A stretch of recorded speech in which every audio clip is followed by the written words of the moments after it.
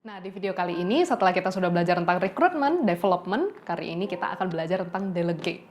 Kenapa ya sebuah kepemimpinan harus didelegasikan? Ketika kita sudah punya orang-orang dan orang-orang sudah mulai mengerti apa yang kita bangun dan apa yang sedang kita kerjakan pun orang-orang sudah mulai menguasai, kita perlu mempercayakan dan melepas dan bahkan memberi kesempatan pada orang-orang untuk melanjutkan apa yang kita kerjakan. Ketika kita mau berkembang, percayalah pendelegasian itu adalah hal yang sangat amat penting. Nah, gimana sih caranya kita mendelegasikan ke orang-orang apa yang kita kerjakan dan apa yang kita lakukan? Yang pasti, kita harus punya komunikasi yang jelas. Kita perlu bisa memberikan instruksi dengan tepat sehingga orang-orang mengerti. Orang-orang yang sudah bekerja sama dengan kita, orang-orang yang sudah membangun tim bersama dengan kita, bahkan orang-orang yang sudah mengerjakan apa yang kita kerjakan perlu mengerti dengan tepat dan jelas, bahkan detail apa yang kita sedang kerjakan. Selain itu, kita juga harus bisa mengkomunikasikan tujuan kita dengan tepat, sehingga mereka mengerti apa yang kita mau capai.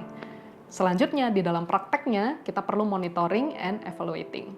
Kenapa? Karena memantau dan mengontrol itu tetap harus kita lakukan. Nah, nggak bisa kita serta-merta langsung melepaskan kepercayaan dan kesempatan, lalu kita juga langsung sibuk dengan aktivitas kita masing-masing. Nggak bisa gitu ya, ketika kita sudah mempercayakan orang-orang untuk berdiri, menjadi pemimpin-pemimpin yang mewakili kita, yang mengerjakan apa yang kita kerjakan, kita perlu memantau dan terus mengikuti perkembangan mereka. Ketika kita mengikuti perkembangan orang-orang ini di dalam tim atau project yang sedang mereka kerjakan, bisa jadi hasilnya belum tepat dan sesuai dengan harapan kita. Atau bisa jadi bad image karena hasil kerja kita menjadi berbeda. Tapi bisa juga ketika kita melihat situasi-situasi itu, kita perlu cepat tanggap.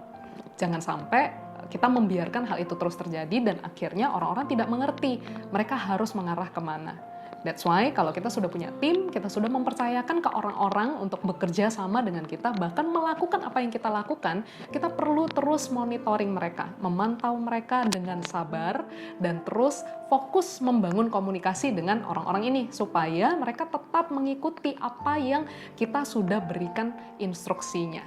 Nah, seiring berjalannya waktu, ketika kita melihat mereka dan memantau mereka terus mengerjakan apa yang mereka kerjakan, kita akan bisa melihat hal-hal mana yang kita masih perlu evaluasi dan hal-hal mana yang kita masih perlu berikan bimbingan atau arahan supaya mereka mengerti maksudnya kita.